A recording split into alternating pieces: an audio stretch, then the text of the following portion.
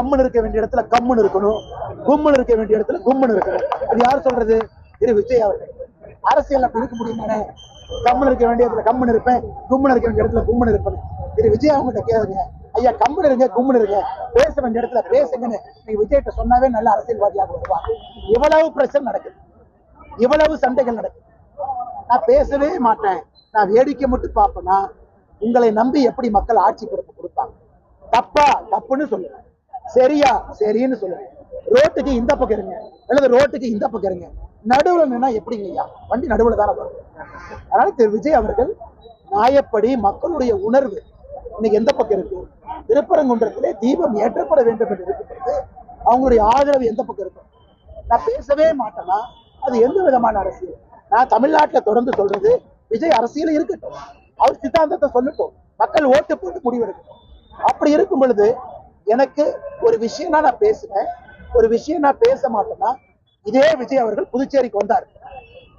நம்முடைய ஆட்சியில, கூட்டணி ஆட்சியில ஒரு எம்எல்ஏ மந்திரி ஆயிட்டாரு, அவரு சிறுபான்மையர் அப்படிங்கறக்காக அவருக்கு பொறுப்பு கொடுக்கணும் விஜய் பேசினாரா இல்லையா? பேசினாரா இல்லையா? அன்னைக்கு சிறுபான்மையர்னு பேசின விஜய் திருப்பரங்குன்றத்துல பெரும்பான்மையருக்கு ஏன் பேசல?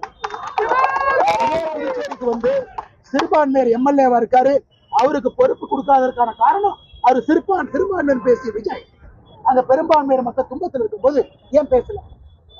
பாண்டிச்சேரி மக்களும் விஜயை பார்த்துட்டு இருக்காங்க, பாண்டிச்சேரி மக்களுக்கு உண்மை தெரியும்.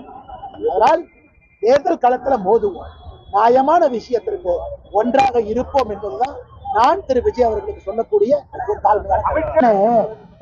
கமல் ஐயா ஒரு படத்துல சொல்லுவாங்க, அரண்டவனுக்கு இரண்டதெல்லாம் பேய், இதை பார்த்தா பயம், அதை பார்த்தா பயம், அதை பார்த்தா பயம்.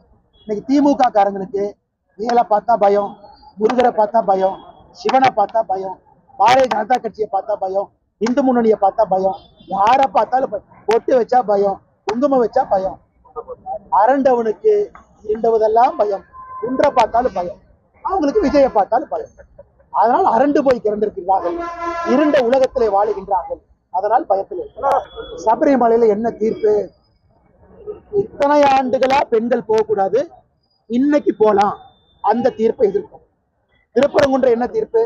இத்தனை நாளா தீபம் ஏத்தணும், இடையில ஏத்துல, இன்னைக்கு ஏத்துங்கன்னு சொன்ன தீர்ப்பு. சபரிமலை தீர்ப்பும் திருப்பரங்குன்றம் தீர்ப்பும் ஒன்று கிடையாது. இத்தனை காலமாக இருந்த பழக்க வழக்கத்தை சபரிமலை தீர்ப்பு மாத்துச்சு, நாங்க எதிர்க்கிறோம். இத்தனை காலமாக இருக்கக்கூடிய பழக்க வழக்கத்தை மறுபடியும் செய்யணும் நீதிமன்றம் சொல்லுது, நாங்க ஆதரிக்கிறோம். அதனால திருமாவளவன் அவர்கள் முதல்ல ஜட்ஜ்மெண்ட்டை படிக்கணும். சபரிமலையில எதிர்த்ததற்கான காரணம் இருக்கிற நடைமுறையை மாற்றினதுக்காக, திருப்பரங்குன்றத்தை ஆதரிப்பதற்கான காரணம் இருக்கிற நடைமுறையை பின்பற்றுவதற்காக. அப்படி இருக்கும் பொழுது எல்லா நீதிமன்றத்தையும் மதிப்பவங்க தான். தீர்ப்புகள் தவறாக சொல்லும் பொழுது எதிர்க்கின்றோம், தீர்ப்புகள் சரியாக இருக்கும் பொழுது ஆதரிக்கிறோம். இது திருமாவளவன் அவர்கள் இன்னைக்கு நாடியில பேசும்பொழுது ஐயா சொன்னாங்க, இந்து கோவில்னா அசிங்கமா பொம்மை இருக்கும். இதே திருப்பரங்குன்றத்துக்கு திருமாவளவன் போகும் பொழுது 3 மாதத்திற்கு முன்பு திருநூறு வச்சுட்டு வெளியே வர்றார்.